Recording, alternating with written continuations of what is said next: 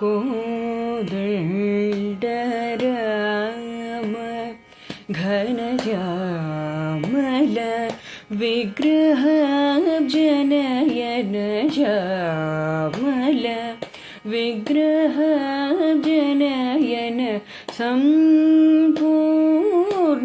Comma Raghurama కళ్యాణ రామ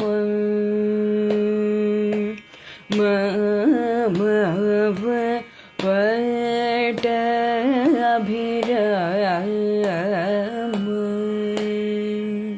శ్రీ శ్రవణ ఛానల్కి చిన్నారులందరికీ శ్రోతలందరికీ కూడాను మరొకసారి స్వాగతం.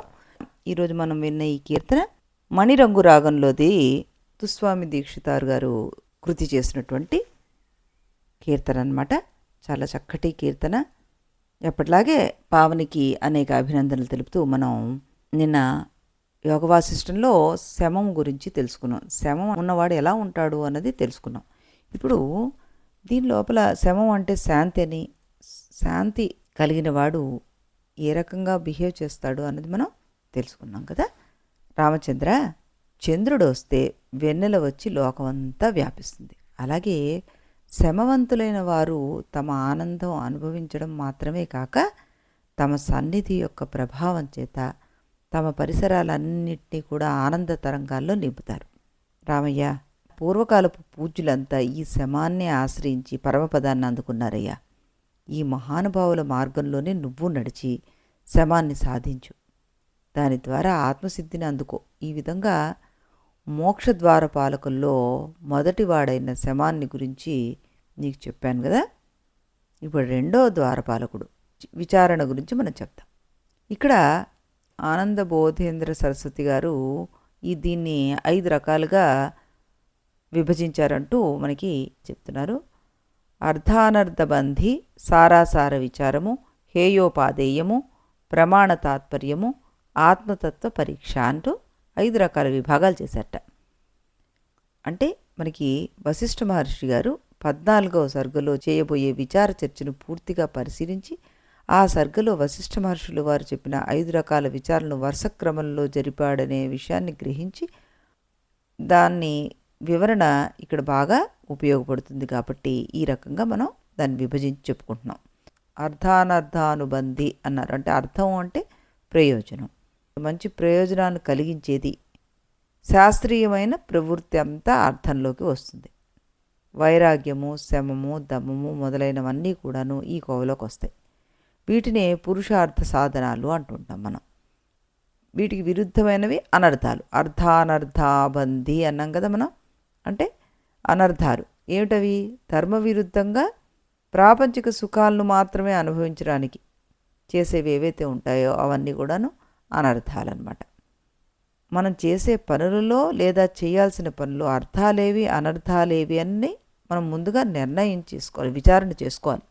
అలాంటి విచారణ పేరువే అర్ధానర్థానుబంధి విచారణ అన్నారు. తర్వాత సారాసార విచారము అన్నారు. అంటే ఏమిటి? సారం అంటే విలువగలది, అసారము అంటే వాల్యూ లేనిది. మనకు కనిపించిన విషయాల్లో విలువగలది ఏది, విలువ లేనిది ఏది అని విచారించుకోవాలి. అంటే ఫర్ ఎగ్జాంపుల్గా మనం ఇప్పుడు పరీక్షలు వస్తున్నాయి, చదువుకోవడానికి కూర్చోవాలి. అదే టైంలో టీవీలో క్రికెట్ వస్తుంది. మనకి అప్పుడు ఏది ఎక్కువ విలువైనది? క్రికెటా, చదువా? కాబట్టి దాన్ని విచారించుకోగలిగే శక్తిని మనం డెవలప్ చేసుకోవాలి. మనకి ఇది ఆత్మతత్వానికి సంబంధించింది కాబట్టి ఇక్కడ మనం దాన్ని సుఖము దుఃఖము అన్న రీతిలో గనుక ఆలోచించి చూస్తే సారమైనది సుఖం, అసారమైనది దుఃఖం, సుఖప్రదమైనది సారం, అసుఖప్రదమైనది అసారం. ఈ మానవ లోకంలో దుఃఖస్పర్శ లేని సుఖం కనిపించడం లేదు కనుక ఆ సుఖం అన్నది అసారం. పోనీ స్వర్గలోకం నుండి బ్రహ్మలోకం దాకా గల సుఖాలన్నింటినీ తీసుకుందాం అంటే అవి కూడా కొంతకాలం పోయాక అయిపోతాయి. వాటి ఫలితం అనుభవించగానే అది అయిపోతుంది ఆ సుఖం. అవి అసారాలే. ఇక్కడ వశిష్ఠుల వారు అప్పుడు అంటున్నారు, ఇంతవరకు ఎందుకయ్యా, మనం ప్రేమించే భార్యాపుత్రుల ఉన్నారు కదా, లోకంలో ప్రేమ విలువైంది కదా, కనుక మనం ప్రేమించే భార్యాపుత్రులే సారం అందామంటే ఆ భార్యాపుత్రాదుల శరీరాలు అన్నీ కూడాను స్వతహా అపరిశుద్ధాలు కదా. ఆ శరీరాలు ఎలా జనించాయా అని ఆలోచిస్తే అవి అసహ్యకరాలు. ఈ శరీరాలు చివరికి ఏమైపోతాయా అని ఆలోచిస్తే చివరికి మట్టిలో పడి దుర్గతి పాలవుతున్నాయి. ప్రస్తుత కాలంలో శరీరాలన్నీ పైకి అందంగా కనిపిస్తున్నా లోపలంతా మలమూత్రాలతో నిండి ఉన్నాయి. అందుచేత ఏ రకంగా చూసినా అవి సారం ఉన్న వస్తువులు కాదు, శాశ్వతానందాన్ని కలిగించే వస్తువులు కాదు, పరమాత్మ ఒక్కటే సారం ఉన్న వస్తువు అంటూ విచారణ చేయడమే సారాసార విచారణం అంటున్నారు ఆయన. హేయోపాదేయ విచారం. ఇక్కడ హేయం అంటే వద్దని అవతలికి పారేయాల్సింది, ఉపాదేయం అంటే కావాలని స్వీకరించాల్సింది. ఇక్కడ మళ్ళీ మనకు కావాల్సింది ఏమిటి అని మొదలుపెట్టాం, ఈ తత్వం మోక్షం గురించి. దానికోసం ఏ సాధన స్వీకరించాలి, ఏ సాధన అక్కర్లేదని అవతల పారేయాలి. మోక్షం కావాలి అంటే వేదోక్త కర్మ చెయ్యాలా, లేక ఏదైనా దేవతోపాసన చెయ్యాలా, లేక ఆ రెండు కలిపి చెయ్యాలా, లేక అది కూడా కాకుండా కొంచెం జ్ఞానాన్ని కూడా కలుపుకొని జ్ఞానము కర్మోపాసన కలిపి చెయ్యాలా, లేకపోతే జ్ఞానం ఒక్కటే మోక్షానికి సాధనమా, మిగిలినవన్నీ అక్కర్లేనివా? ఈ రకమైన విచారణ పేరు హేయోపాదేయ విచారం.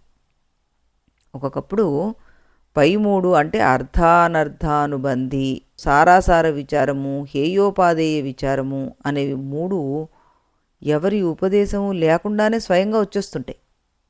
అది ఒక అదృష్టం. కానీ అలాంటి అదృష్టవంతులు కూడా గురువుల యొక్క శాస్త్రాల యొక్క సహకారంతో తమ విచారణను దృఢపరుచుకోవాలి అంటున్నారు. ఆ తర్వాత ప్రమాణ తాత్పర్య విచారం అన్నారు. ఇక్కడ ప్రమాణము అంటే ఏమిటి? యథార్థ జ్ఞానాన్ని కలిగించే సాధనం. యథార్థంగా అది ఏంటి ఆ వస్తువు అని తెలుసుకోగలిగే జ్ఞానం అన్నమాట. తాత్పర్యం అంటే ఏంటి? ప్రమాణ వాక్యాలను ఉచ్చరించేవాడి హృదయంలో ఉన్న భావం. ఈ ప్రకరణలో మోక్షాన్ని గురించిన యథార్థ జ్ఞానాన్ని గురించిన ప్రమాణాలు ఏవి? వేదాలా, సాంఖ్య వైశేషికాది శాస్త్రాలా అనే చర్చ ఏదైతే ఉంటుందో అది ప్రమాణ విచారం. వేదాలే పరమ ప్రమాణాలని నిర్ణయం చేశాం. అయితే వేదవాక్యాలు అనేక రకాలుగా ఉంటాయి. ఈ వాక్యాలన్నిటికీ కలిపి మొత్తం మీద తాత్పర్యం ఏమిటి అంటే జీవుడు వేరు, పరమాత్మ వేరు అనేయడమే వేదానికి తాత్పర్యమా? వారిద్దరూ ఒక రకంగా వేరు, ఒక రకంగా ఒకటే అనడం తాత్పర్యమా? అసలు నిస్సంశయంగా జీవాత్మ పరమాత్మలు ఇద్దరూ ఒకటేనని చెప్పడమే వేదవాక్యాలకు తాత్పర్యమా? ఈ రకమైన విచారణ పేరే మనకి ప్రమాణ తాత్పర్య విచారం అన్నారు. ఇప్పుడు చివరిదైన ఆత్మతత్వ పరీక్ష విచారం. ఈ విచారం ఏం చేస్తుంది? ఆత్మ అంటే తాను, జీవాత్మ పరమాత్మ ఇవన్నీ కూడా ఎక్కడో దూరపు పదాలుగా అనిపిస్తున్నాయి. నా తత్వం ఏమిటో నేను పరీక్షించుకోవాలి అని అనుకుంటే రత్న పరీక్షకుడు రత్నాన్ని పరీక్షించినట్లుగా నన్ను నేను పరీక్షించుకోవాలి. రత్న పరీక్షకుడు మరొకరి దగ్గర శిక్షణ పొందుతాడు. అలాగే నేను అనుభవ జ్ఞానాన్ని సాధించిన గురువుని ఆశ్రయించి శాస్త్రాల యొక్క తాత్పర్యాన్ని ఆ గురుబోధకు జోడించి జగత్తు, జీవుడు, ఈశ్వరుడు అనే మూడింటి యొక్క తత్వాన్ని పరీక్షించుకోవాలి. పరిపూర్ణమైన అనుభవాత్మకమైన నిర్ణయం వచ్చేదాకా కూడా ఈ పరీక్ష కొనసాగుతూనే ఉండాలి. కొనసాగించగలిగే శక్తిని పెంచుకోవాలి. దీని పేరే ఆత్మతత్వ పరీక్షా విచారం. ఈ చివరి రెండు విచారాలు అంటే ప్రమాణ తాత్పర్య విచారము, ఈ ఆత్మతత్వ పరీక్షా విచారము అనేవి రెండు కూడాను మనకి గురువుల దగ్గర నుంచి లేదా శాస్త్రాల సహకారం ఉంటేనే లభిస్తాయన్నమాట. ఈ 5 రకాల విచారాలను మనసులో పెట్టుకుని వశిష్ఠ మహర్షి తన విచార బోధను ప్రారంభించడం మొదలుపెట్టారు. శాస్త్రావబోధామలయా ధియా పరమపూతయా కర్తవ్య కారణజ్ఞేన విచారో నిశమాత్మనః. రమ, సాధకుడు తనను గురించి తాను విచారణ చేసుకుంటూ ఉండాలి. అలా అన్నాం కదా అని అడ్డదిడ్డంగా విచారణ చేస్తే లాభం లేదయ్యా. వాడు ముందుగా శాస్త్రజ్ఞానం ద్వారా తన బుద్ధిని పదును చేసుకోవాలి. ఆ తర్వాత సత్కర్మాచరణ ద్వారా ఆ బుద్ధిని శుద్ధం చేసుకోవాలి.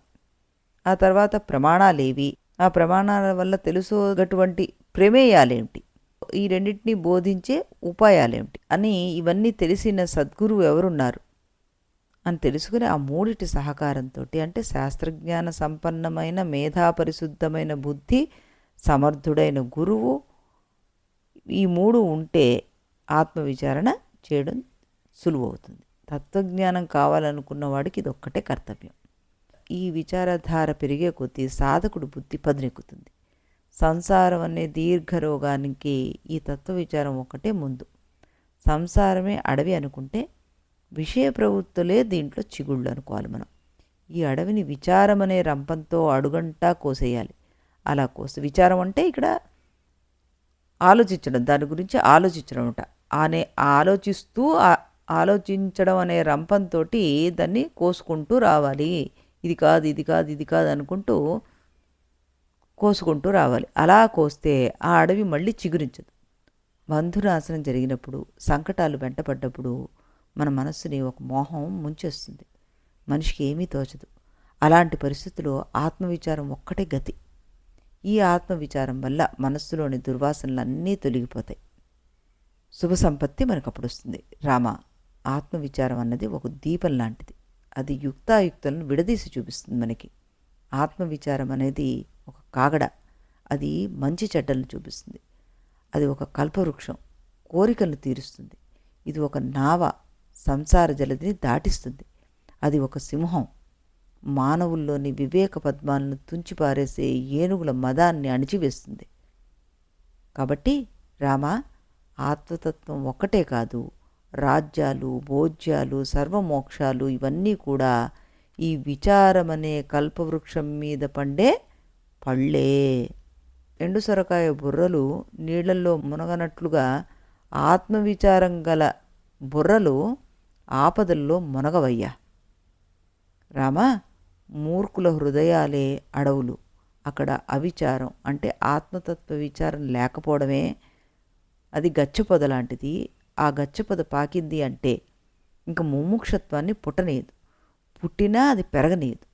ఈ పొదకు పుట్టిన ముళ్ళే మానవుడి దుఃఖాలు. కాబట్టి రామ, లోకంలో సామాన్య మానవులందరినీ విచారరాహిత్యం అనే నిద్ర ఎప్పుడూ ముంచేస్తూనే ఉంటుందయ్యా. అది నిద్రలాగా వాళ్ళ కళ్ళు మూసేస్తూనే ఉంటుంది, మద్యంలాగా మత్తెక్కిస్తూనే ఉంటుంది. నీలాగా విచారపరుడైన, అంటే లాజికల్గా థింక్ చేయగలిగిన మానవుడు అలాంటి నిద్రలో, అలాంటి మత్తులో పడడు అంటూ మనిషి మందమతి అయిపోయి విచారించడమే మానేస్తే వాడికి చంద్రుడిలోంచి కూడాను పిడుగులు పడతాయి. ఎక్కడలేని పిశాచాలు వాడి ముందు వాళ్తూ ఉంటాయి. వాడి పని పసివాడి లాగా అయిపోతుంది అంటూ ఆయన చెప్పారు. అయితే ఇక్కడ ఇంకా ఆయన ఏమన్నారు, పసివాడు తన అజ్ఞానం వల్ల చీకట్లో దెయ్యం ఉంది అంటూ గోల చేస్తాడు. అది వాడు కల్పించుకున్న దెయ్యమే. దాని భయం పెరిగిపోయి వాడు కల్పించుకున్న దెయ్యం కూడా వాడి ప్రాణాపాయ స్థితికి వచ్చేలా చేస్తుంది. ఆ పిల్లవాడు కొంచెం పెద్దవాడవుతాడు. వాడు కొంచెం ఆలోచన పెరుగుతుంది. దాంతో ఆ దెయ్యం ఎక్కడిదిరా, ఇక్కడికి ఎలా వచ్చిందని విచారం మొదలు పెడతాడు. అంతే, ఆ దెయ్యం ఎటుపోతుందో కానీ మళ్ళీ కనిపించదు. రామా, ప్రపంచంలో పదార్థాలన్నీ కూడాను ఇంచుమించుగా అలాగే ఉంటాయి అయ్యా. సరిగ్గా విచారణ చేయనంతకాలం చాలా రమణీయంగా ఉంటాయి. అవి ఎప్పుడైతే విచారం చేయడం ప్రారంభించామో అవి కనబడకుండా వెళ్ళిపోతాయి.